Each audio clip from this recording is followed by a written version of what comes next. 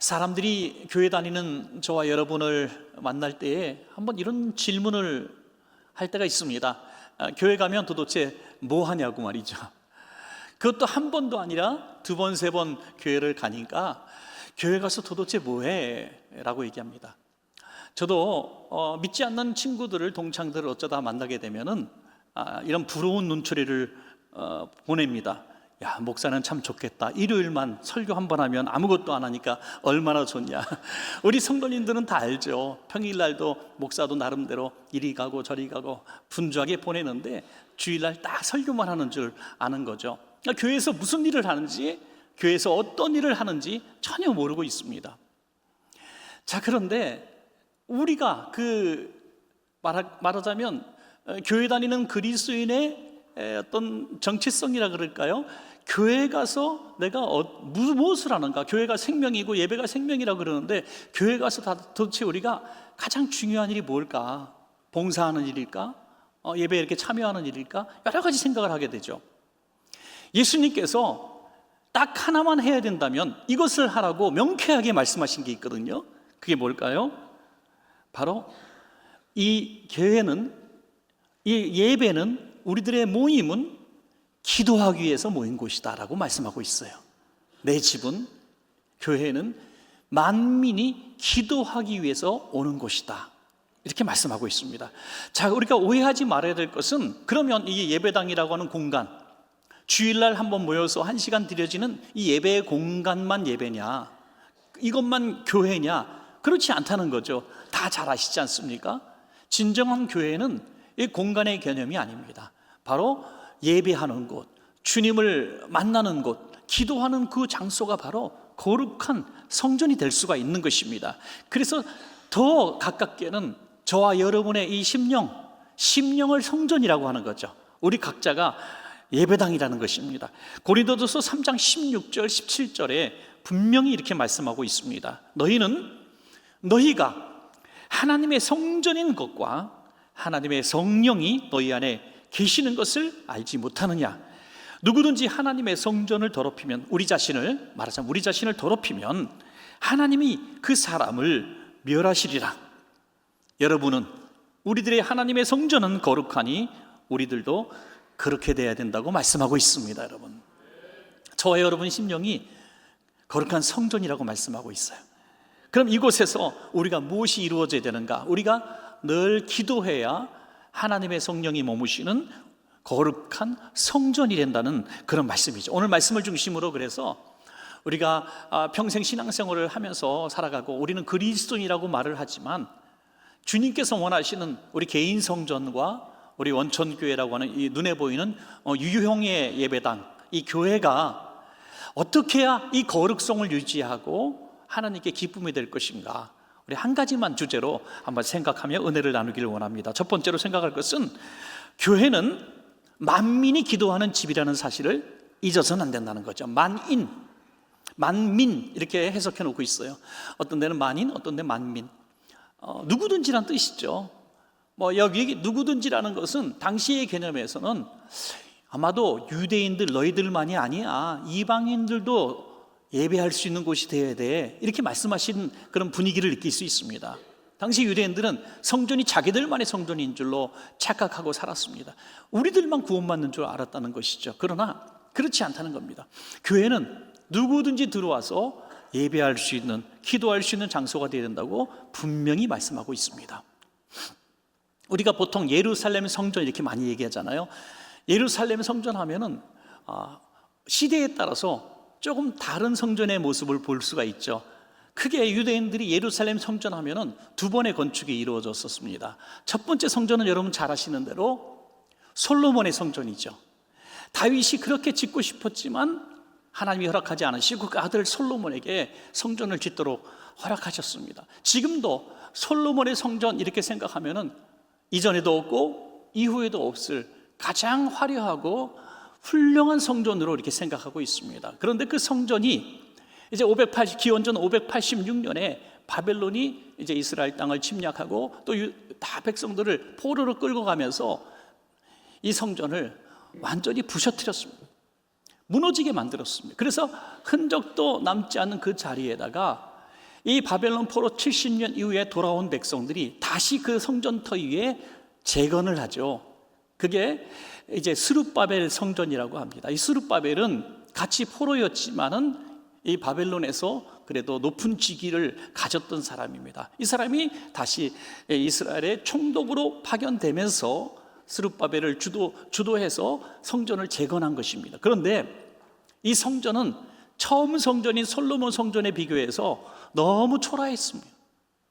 뭐 포로들이 귀환해 가지고 무슨 돈이 있었겠습니까?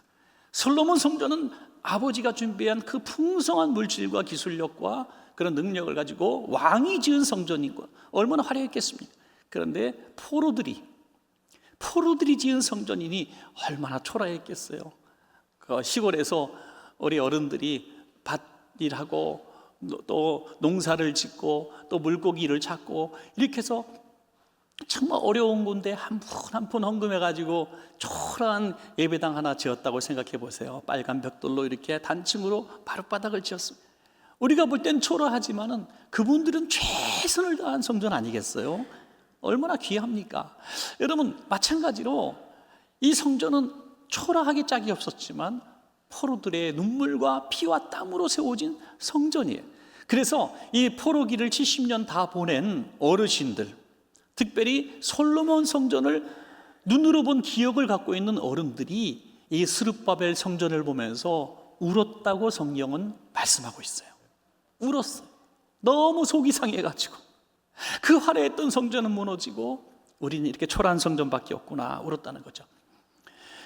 그 이후에 이제 이스라엘이 로마의 식민지가 되었죠. 그리고 그때 예수님이 이제 사역하시는 때가 됩니다. 이때 성전은 놀랍게도 분명히 스룹바벨 성전인데 이 전과 다르게 어마어마한 규모로 확장이 되어 있는 거예요. 도대체 무슨 일이 있었을까요? 그 사이에 이제 로마에서 세운 이제 말하자면은 권력이 없는 이들의 이름뿐인 왕을 세우죠. 그 바로 헤롯 대왕입니다. 헤롯, 예수님 당시의 헤롯 대왕이 이제 로마에서 황제가 세운 총독으로 와 있으니까, 왕으로 와 있으니까, 총독이 아니라 참 왕이죠. 왕으로 와 있으니까 백성들에게도 미움을 받는 거예요. 그래서 환심을 사기 위해서 이들의 유대인들의 종교인 이 성전을 확장시켜 준 겁니다. 무려 40여 년에 걸쳐서 화려하고 웅장하고 큰 성전을 이제 거의 뭐 신축하다시피 성전을 크게 지은 거예요. 그 성전에 예수님이 지금 들어오신 겁니다. 그러니까 이전에 스룹바벨 초라한 성전이 아니라 확장되어진 웅장한 성전입니다. 그 성전을 한번 제가 그림으로 보여드리겠습니다. 보면은 이렇게 네모 반듯한 성전인데요. 보기는 이렇게 작게 그림이 보여지지만 스룹바벨 성전과 비교가 안 될 증축된 성전입니다. 얼마나 이 성전이 크냐면 가로 세로로 굳이 따지자면 315m, 488m. 그래서 평수로 46,000평 정도 됩니다. 그리고 이 좌우편에 넓은 공터가 보이죠. 그 안에 성소와 지성소, 그 여러 가지 제사에 관련된 조그만 숙소들이 있지만은 그 좌우편에 큰 공터가 이게 조그맣게 보여도 한 3만 평 되는 큰 공터입니다. 그 둘레에 보면 기둥으로 쫙 세워져서 그게 다 건축물입니다. 거기에 그 땅을 공터를 뭐라 그러냐면 이방인의 뜰이라고 얘기합니다. 조금 더 들어가면 여인들의 뜰도 있고요. 근데 이방인 뜰, 그 여인들의 뜰, 이렇게 좀 더 들어가면 여인들의 뜰이 있는데 여기는 유대인들이 기도하는 장소가 아니라 이방인들이 와서 기도할 수 있도록 열어준 공간이라고 볼 수 있습니다. 그래서 저 기둥들이 쫙 보이는 곳곳에 이제 전국에서, 전 세계에서 이 성전을 순례하기 위해서 오신 분들이 그 기둥 사이에 앉아서 하나님을 찾고 부르짖고 기도할 수 있는 그런 특권을 누릴 수 있는 곳이 바로 이 성전이었습니다. 그런데 그 모든 기둥 사이의 틈을 바로 장사하는 사람들, 환전상들, 또 재물을 파는 사람들로 가득 채워진 것이죠. 기도 장소를 다 빼앗긴 겁니다. 그 예상해서 그린 그림을 하나 보면은 바로 이러한 모양입니다. 이게 어디 성전 내부라고 볼 수가 있겠습니까? 그냥 큰 쇼핑몰이 된 거죠. 쇼핑 센터가 된 겁니다. 이 거대한 3만 평이 넘는 이 땅을 거의 그냥 매매하는 사람, 관광 상품 파는 사람들로 북적북적 하는데 도대체 누가 허락했을까요? 제사장이 허락한 거죠. 결탁된 사람들이 수수료를 받고 허락을 한 겁니다. 예수님께서 바로 이 장면을 목격하시고 너무 화가 나시고 분노하셔서 채찍을 만드시고 상을 엎으시고 매매하는 자들, 환전하는 사람들, 재물 파는 사람들을 다 쫓아내신 거예요. 왜요? 반드시 필요한 업종들이었습니다. 환전도 필요했고 재물 파는 사람도 필요했지만 예수님이 분노하시는 것은 분명합니다. 이방인들이 와서 기도하는 장소를 빼앗았기 때문입니다. 기도를 해야 되는, 마땅히 해야 되는 그 장소, 저 순례자들이 그 먼 곳에서 바다, 물 건너, 산 건너, 강도의 도적의 때를 막 뚫고 와서 내가 하나님의 성전에 와서 내가 기도하리라 하는 마음 갖고 저 성소 지성소도 근처도 못 가고 저 이방인의 뜰 그 왔다 갔다 하면서 그래도 성전에 들어왔다는 기쁨 하나 가지고 기도해야 되는 그 장소마저 빼앗아 버린 그 모습을 예수님은 용납할 수가 없었던 것이죠. 여러분, 이러한 차별이 왜 이루어졌을까요? 유대인들이 너희들은 기도해봐야 소용없어라는 이런 선민의식이 여기에 자리 잡고 있는 거죠. 유대인들이 예배하는 것에는 지장을 받지 않았습니다. 그들은 성소에 들어갔습니다. 거기서 제물도 바치는 행사도 할 수 있었어요. 그러나 이방인들은 거기에 근처도 갈 수가 없었어요. 그러니까 우리만 예배드리면 돼, 우리만 구원받으면 돼, 너희는 상관없어. 이방인의 뜰을 다 점령해 버린 거예요. 노예지도가 있었던 시대에도 이런 일들이 많이 있었어요. 그래서 노예들에게는 성경책도 별도로 만들어 주었습니다. 왜냐하면 거기 보면 자유와 복음에 대한 얘기들, 모세가 이제 히브리인들을 구출하는 이런 장면들이 여기 나오잖아요. 그러니까 노예들이 성경을 읽고 이제 반란을 일으킬까 봐 그런 거 다 빼버린 거예요. 빼버리고 읽어도 되는 부분만 성경을 만들어서 그래도 줬어요. 그리고 예배를 드릴 때에도 흑인들은 예배당에 들어오지 못했어요. 15세기, 16세기 이때는 말할 것도 없었지만 17세기에 이르러서도 예배를 공간을 나눠서 예배드렸다는 거죠. 그 시대에 웃지 못할 얘기가 하나 있습니다. 한 흑인 성도가 너무 평일날 간절한 마음 가지고 교회 가고 싶은 거예요. 마치 이방인이 성전에 들어가서 이방인의 뜰에서 그래도 기도하고 싶은 마음에 교회를 찾아갔듯이 말이죠. 교회를 찾아갔는데 교회 앞에 마침 또 백인 성도들이 있는 거예요. 당신 여기 평일날 왜 왔어? 이렇게 물어보니까 둘러댈 말이 없잖아요. 주일날 그 예배당에 못 들어가거든요. 그래서 예배당 청소 좀 하라고 왔어요. 그렇게 들렀대요. 청소하라. 그랬더니 그 백인 성도가 하는 말이 더 기가 막힙니다. 그러면 청소만 하고 기도하지 마. 이렇게 청소만 하고 가. 거기서 기도하려거나 뭐 예배 드리려거나 생각하지 마. 청소만 하고 가. 그랬다는 거예요. 여러분, 이게 17세기의 얘기입니다. 하물며 2000년 전에 유대인들의 선민의식이 어땠을까요? 너까지 것들이 교회 오면 뭐해, 예배하면 뭐해, 기도하면 뭐해. 그 이방인의 뜰을 다 점령한 거예요. 여러분, 가장 오늘 이 시대의 아름다운 교회, 주님이 원하시는 교회는 무엇일까? 바로 이때 주님이 하신 말씀 지금도 잘 순종하지 못하고 있는 거죠. 내 집은 만민이 기도하는 집이다. 만민. 백인이든 흑인이든 또 어떤 인종이든 부유하거나 가난하거나 배운 사람이거나 못 배운 사람이거나 신분이 높은 사람이나 신분이 천한 사람이나 몸이 건강한 사람이나 장애를 가진 사람이나 또 야당이나 여당이나 어떤 사상을 가진 사람도 예배당 안에서는 기도할 수 있는 권리가 있습니다. 그리고 주님 만날 수 있는 은혜가 있습니다. 갈라디아서 3장 28절에 너희는 유대인이나 헬라인이나 종이나 자유인이나 남자나 여자나 다 그리스도 예수 안에서 하나이니라. 주님의 한 자녀라는 것입니다. 생각이 다를 수 있고 삶의 환경이 다를 수 있고 배움이 다를 수 있지만은 우리가 주님 앞에서는 우리가 다 공평해야 합니다. 평등해야 합니다. 여러분, 편가르기 절대 하면 안 됩니다. 뭐가 다르다고요? 지방색이 다르다고요? 배움이 다르다고요? 가진 게 다르다고요? 너는 우리 부류가 아니야. 이런 사람들은 이방인의 뜰을 점령한 유대인들의 모습이라는 거예요. 이러한 모습에 주님은 상을 엎으시고 분노하신 거예요. 여러분, 우리 교회는 만민이 같이 하나가 되어 하나아버지 앞에 예배하는, 기도할 수 있는 그런 거룩한 교회가 되기를 간절히 소원합니다. 여러분, 두 번째로, 기도가 끊어진 교회는 바로 강도의 소굴이 된다는 것입니다.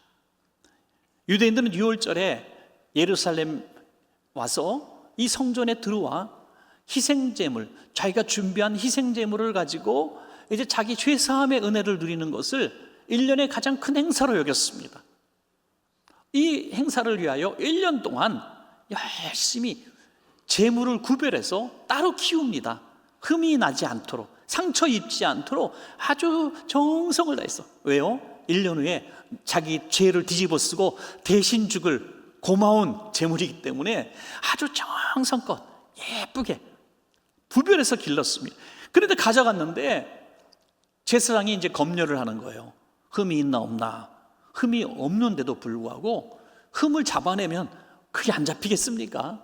여기 털 색깔이 보면 발했어, 막 이런 거. 이게 발이 좀 상했네?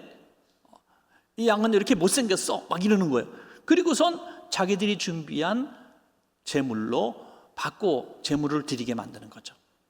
아무리 봐도, 누가 봐도 가져온 게 훨씬 더 아름다운 제물인데, 훨씬 못한 제물을 몇 갑절 비싸게 부르고 이 제물을 바꾸고 팔아서 아주 폭리를 취하는 거죠. 제 생각엔 그래요. 이 재물, 가져온 재물 어떻게 할까요? 다시 가져가기 뭐하니까 이거 얼마 쳐주겠어요? 사줄 거 아니겠어요? 헐값에 사가지고 다음 사람에게 엄청나게 또 팔 거라는 생각이 드는 거죠. 그 정도는 다 뭐 상식 아니겠어요? 그래서 그 재물 장사로 떼돈을 벌고 있었습니다. 또 하나는 성전에 들어가려면 성전 세를 내야 돼요. 세금하면 벌써부터 징글징글한 분들이 많이 계실 텐데, 이 세금, 이때도 세금이 있는데 성전에 들어가는 세금도 있었어요. 누구든지 유대인들은 세금을 내야 됐어요. 그 세금이 뭐냐면 꼭 자기 쓰는 화폐로 내면 안 되는 것이고 환전을 해야 했습니다. 유대인들의 화폐는 이 유대 은하 반세겔짜리를 바꿔서 드려야 되는데, 여러분 해외여행 많이 다녀보셨잖아요. 해외여행 가서 보면 세상에서 제일 편하게 돈 많이 버는 사람은 이 환전하는 사람인 것 같아요. 이 사람이 와서 돈 바꿀 때 돈 받고 또 다른 사람에서 이 바꾼 돈을 가져가면서 돈을 또 줘요. 그죠? 가만히 앉아가지고 이 사람 돈 바꿔주면서 떼돈을 벌고 있는 거지. 생산하는 게 아무것도 없는데. 그래서 여러분 돈 잘 쓰고 싶으면 환전 10번만 왔다 갔다 하면 영원이 됩니다. 영원. 그죠? 수수료로 다 나가버리는, 환전 수수료로. 그러니까 이 환전상들이 아주 여기저기 있는데 이 환전상들이 폭리를 취한 거죠. 똑같은 환율의 돈으로 받은 게 아니라 훨씬 돈 가치를 이제 낮게 만드는 거예요. 이 원화 가치가 막 떨어지듯이 가치를 막 낮추는 거예요. 그래서 은하 반세겔을 굉장히 높게 치어서 비싸게 바꾸게 만드는 거예요. 그런데 이런 일들이 어떻게 이루어질 수 있을까요? 이 거룩한 성전을 관리해야 될 관료들과 대제사장과 이 관리인들이 부당한 이득을 취하고 있었습니다. 주님이 그것을 보고 뭐라고 말씀하셨어요? 이 강도들의 소굴이라. 강도의 소굴. 이 순례자들의 피땀 고름을 짜서 부당한 이득을 취하는, 하나님을 예배하기 위해서 온 그 순전한 하나님의 어린 양들을 이제 부당한 이득으로 다 빼앗는 강도떼들이라고 말씀하고 있어요. 마가복음 11장 17절에 이에 가르쳐 이르시되 기록된 바 내 집은 만민이 기도하는 집이라 칭함을 받으리라고 하지 아니하였느냐? 너희는 강도의 소굴을 만들었도다. 여러분 얼마나 기가 막힙니까? 이 성전이 어떤 성전입니까? 이 성전의 증축이 물론 됐습니다. 이 전신이 누굽니까? 바로 폐허 위에 무너진 예루살렘 성전 위에 이제 포로에서 갓 돌아온 그 가난하고 아무것도 없는 그 믿음의 조상들이 피땀 흘려서 세운 예배당 아닙니까? 저는 소록도 교회 갔을 때 그 장로님 한 분께서 나오셔서 하신 얘기를 지금도 잊을 수가 없어요. 아주 오래전 얘기죠. 한 20년 됐는데 아주 초라한 원래 성전이 하나 있습니다. 보니까 뭐 이렇게 자갈, 벽돌 이런 걸로 얽히 그냥 누가 봐도 대충 지었어요. 이거를 그냥 놔둔다는 거죠. 어떻게 지었냐고 얘기를 해 주시더라고요. 손목이 없고 팔목이 없고 그런 사람들 잘 걸을 수 없는, 그래서 이 한센병 환자들이 기어가지고 자루를 입에 물고 몸에 뚫뚫 말아가지고 이 가마니 같은 거 끌고 가서 자갈을 주워다가 또 막 기어서 끌고 와가지고 어디 가서 시멘트 좀 구해가지고 쌌는데 그것이 부족하면 또 진흙으로 싸고. 그래서 장로님이 이렇게 표현합니다. 이 시멘트는 성도들의 피와 고름입니다. 성도들의 피와 고름으로 벽돌 한 장을 쌓아서 지은 성전입니다. 이거를 지금 허물 수가 없습니다. 여러분, 그런 성전이 스룹바벨 성전이에요. 그런데 이 성전이 강도의 소굴이 된 거예요. 분노할 일 아닙니다. 분노할 일입니다. 저는 이렇게 생각을 해요. 강도들 같은 사람들이 들어와서 교회를 강도의 소굴로 만든 것이 아니라 마땅히 기도해야 될 성도들의 기도 소리가 떠날 때, 기도 소리가 사라지니까 강도들이 들어왔다고 생각을 합니다. 여러분, 이 시대의 교회들도 마찬가지예요. 어떤 교회가 뭐 신천지, 뭐 이단, 사이비들 들어와서 교인들, 성도들의 마음을 찢어놓고 교회를 막 시험거리, 막 교회가 뭐 두 개, 세 개로 갈라지고 이런 일이 벌어졌다고 얘기하는데, 여러분, 그렇지 않습니다. 성도들이 기도하는 교회는 이단, 사이비가 들어왔다가도 쫓겨나는 거예요. 악한 영들 깨어지게 만드는 더러운 세력들이, 강도 같은 사람들이, 교회를 해치려고 온 사람들이 기도하는 성도들 앞에 도망가게 되어 있다는 말입니다. 기도 소리가 끊어지고 성령님이 떠나니까 강도들이 내 집처럼 드나드는 거예요. 사랑하는 여러분, 우리 성도님들의 심령도 마찬가지고 우리 교회도 마찬가지입니다. 우리들의 심령이 기도 소리가 멈춰지고 우리의 심령 속에서 계신 성령님이 내게서 떠나버리시면 내 심령 속에는 오직 악한 영들이 들어오게 되고 도둑들이 들어오게 되고 물질사랑, 우상숭배, 더러운 쾌락주의 이런 것들만 들어와가지고 내 심령 성전을 강도의 소굴로 만들어버리는 거예요. 생각하는 거 막 내내 돈 벌 생각, 악한 생각, 미운 생각, 죽일 생각, 막 그런 생각만 가득하게 강도의 소굴이 되는 거예요. 일순간입니다. 우리의 기도가 다시 살아나고 우리 예배당 안에서 기도가 살아나면 강도의 떼들이 떠나가는 것입니다. 악한 세력이 떠나가는 것입니다. 할렐루야. 우리의 심령과 우리 원천교회, 이 땅의 교회들이 다시 이전 우리 성도님들처럼 모이면 기도하고 흩어지면 전도하자 그러지 않았습니까? 그냥 모여서 부르짖고 기도하십시다. 우리 교회에 기도처가 많이 있잖아요. 옥상에도 있고 지하 1층에도 있고 지하 3층에 개인 기도실도 있습니다. 평일날 아무 때든지 오셔서 기도하시면 우리 심령성전도 우리 원천교회 교회도 이런 이방인들의 뜰을 점령한 강도 떼들이 들어오지 못하도록, 자리 잡지 못하도록 우리가 기도로 지키신다면 거룩함을 지키는 교회와 심령이 될 줄로 믿습니다. 그리고 이 기도 소리가 끊어졌을 때 이 시장을 만든 사람이 다름 아니라 교회의 기득권자였다는 것이 참 가슴 아픈 일이죠. 여러분, 이 모든 운영권을 대제사장이 갖고 있었는데요, 당시에 예수님 당시에 이 대제사장은 물론 가야바였는데 가야바의 장인이 이 대제사장 같은 역할을 했어요. 그래서 그 사람이 안나스라는 사람입니다. 그래서 예수님이 치조받으실 때도 안나스에게 먼저 끌려가잖아요. 실제 권력자, 이 도시를 움직이는 사람, 이 사람이 성전의 주인 노릇을 한 거죠. 그래서 실제로 그 성전을 시장이라고 불렀다 그래요. 시장. 여러분, 성전을 원천시장 이렇게 불렀다고 그래요. 얼마나 웃깁니까? 그래서 바자르 오브 안나스라고 있습니다. 안나스의 시장. 여러분, 성전을 안나스의 시장이라고, 안나스의 쇼핑몰이라고 얘기했다고요. 실제로 사람들이, 아까 사진에서 보셨잖아요. 그게 어떻게 성전 내부입니까? 시장이죠. 독점한, 종교 권력이 독점한 경제 시스템이라고 할 수가 있습니다. 기도해야 하고 거룩하게 하나님을 예배해야 될 그곳이 강도의 소굴이 된 것입니다. 이 시대에 절대로 그런 교회가 나타나지 않도록 우리 심령성전 교회를 지키시기를 축복합니다. 마지막 세 번째는 이제 기도를 회복하면 교회도 회복될 줄로 믿습니다. 교회를 회복시키는 방법, 우리 심령성전을 다시 기도의 장소로 만드는 방법은 기도밖에 없다는 거예요. 여러분, 오랫동안 내 심령이 점점 기도의 공간이 사라지고 내 안에 이 장터가 들어선 분들이 계십니까? 온통 세상 생각으로 가득 차 있는 분들이 계십니까?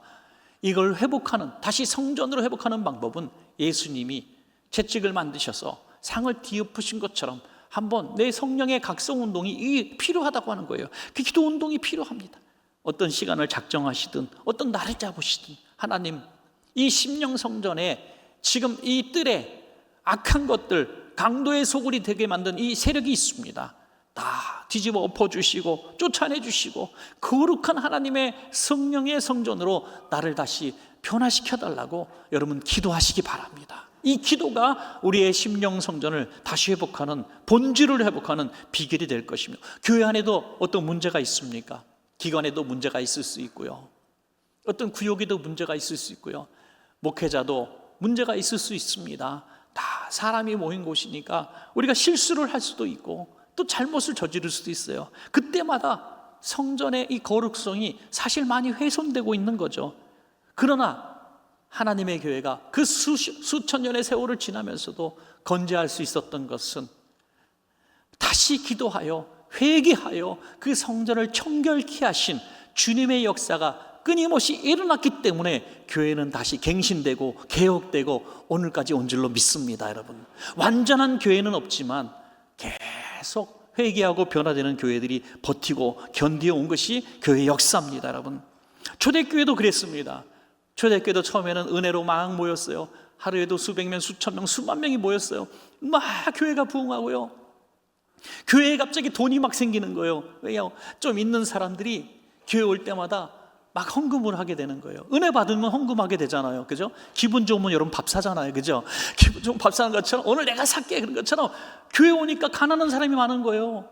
그런데 내가 좀 돈이 있어. 그러니까 저분들 오늘 내가 밥 좀 사줄게요 하고 밥을 사기 위해서 돈을 내놓는 거예요. 어떤 분은, 더 뜨거운 분은 난 재산이 좀 있으니까 집을 팔아요. 어떤 분은 밭을 팔아요. 논을 팔아요.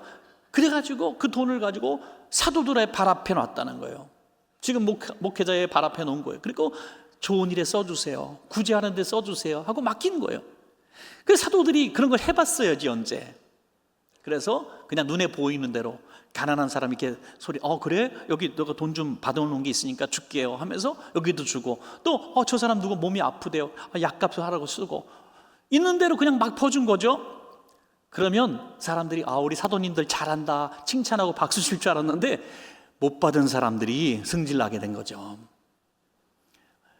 항상 공평하게 하려고 해도 공평하지 않은 거예요. 그래서 교회 안에 큰 두 파, 이제 히브리파와 헬라파가 있었는데 이 사람들이 서로 화가 난 거예요. 내가 볼 땐 저쪽 파 사람만 구제하는 것 같고 이쪽에서 보니까 저쪽 파 사람만 구제하는 것. 여러분 혹시 그런 생각 안 해보셨어요? 아이고, 교회는 꼭 저 사람한테만 구제해, 내가 더 힘든데. 그죠? 질투심이 나는 거죠. 저는 그래서 이 지방색이 없는 사람이라 너무 감사해요. 너무 감사해요. 저는 서울 경기권에서 평생을 살았기. 근데 어떤 교회는요, 목사님이 어떤 지방 사람인데 우리 목사님은 꼭 그 지방 사람한테만 구제한대, 이렇게 소문난 교회가 있더라니까요. 참 기가 막힌 거죠. 그렇다고 해서 또 아닌 반대쪽만 일부러 줄 수도 있어요? 그럴 수도 없잖아요. 아무리 공평하게 하려고 해도 목사에게 실망하고 이런 교회 정책에 실망하니까 은혜를 받지 못한다. 그래서 어떻게 하는가? 사도행전 6장 2절에서 4절까지 보시면 12사도가 모든 제자를 불러 이르되 우리가 하나님의 말씀을 제쳐놓고 접대를 일삼는 것이 마땅하지 아니하니 형제들아, 너희 가운데서 성령과 지혜가 충만하여 칭찬받는 사람 7을 택하라. 우리가 이 일을 그들에게 맡기고 우리는 오로지 기도하는 일과 말씀 사역에 힘쓰니라 하니라. 아멘. 사도들의 본연의 목적, 교회의 본래의 목적, 기도하고 말씀 듣는 것 아닙니까 여러분? 교회 와서 기도하고 말씀 듣고 은혜를 받으면 이 교회의 역할인데, 와서 다른 일로, 경제적인 일로, 이런 구제하는 일로 미움과 분노와 이런 것들이 생겨서 다툼이 생기면 은혜 받지 못하면 안 된다는 거예요. 그래서 칭찬받는 사람 7을 택한 것. 이분들은 오늘날 사실 장로님 같은 분들이죠. 이분들에게 교회의 어떤 금전적인 모든 부분들을 맡기게 된 거죠. 그래서 이 방식이 너무나 옳기 때문에 지금 2000년 지난 오늘 한국 교회도 이 방식을 쓰고 있는 겁니다. 우리 장로님들이 교회 재정을 지금 아주 효율적으로 잘 감독하고 또 관리하고 있는 거죠. 저는 잘 몰라요. 누가 얼마 어떻게 했는지 잘 몰라요. 저는 말씀과 기도에 집중하고 전념하는 일에 이렇게 일할 수 있게 된 겁니다, 여러분. 여러분, 이것이 오늘 교회를 하나님께서 이렇게 경영되기를 원하신다고 하는 거죠. 기도가 무너지면 이 모든 것들이 무너지기 때문에 기도하고 말씀에 전무하라고 말씀하고 있는 것입니다. 시대가 아무리 변해도, 아무리 앞으로 1000년의 세월이 더 간다 할지라도 변함은 없습니다. 교회는 기도하는 집이 되어야 됩니다. 교회는 말씀 듣는 곳이 되어야 된다고 하는 것이죠. 여러분, 말씀을 맺겠습니다. 우리 심령성전과 우리 원천교회, 또 이 땅에 많은 교회들이 왜 이렇게 지금 문제가 많고 금전적인 이익 때문에 다툼이 일어나고 강도의 소굴같이 이렇게 주님이 분노하실 만한 성전이 되어가는가, 예배당이 되어가는가, 심령이 되어가는가? 그 이유는 사실 하나밖에 없습니다. 기도가 끊어졌기 때문입니다. 다시 기도를 회복하면 이 강도의 세력, 악한 영들이 떠나가게 되어 있습니다. 여러분, 오늘부터라도 우리의 심령 성전을 기도로 채우시고 우리 원천교회 모든 예배당과 모든 기도 공간마다 모든 사무실 곳곳마다 기도로 가득 채워진다면 악한 영들이 틈타지 못할 것이고 누구든지 어떤 사람이든지 정말 죄를 짓고 도망다니는 사람이라 할지라도 교회 와서 그래도 기도하고 주님 만날 수 있는 그런 숨 쉴 수 있는 공간이 될 수 있으리라 믿습니다. 그런 교회가 되시기를, 그런 심령이 되시기를 주님의 이름으로 간절히 축복합니다.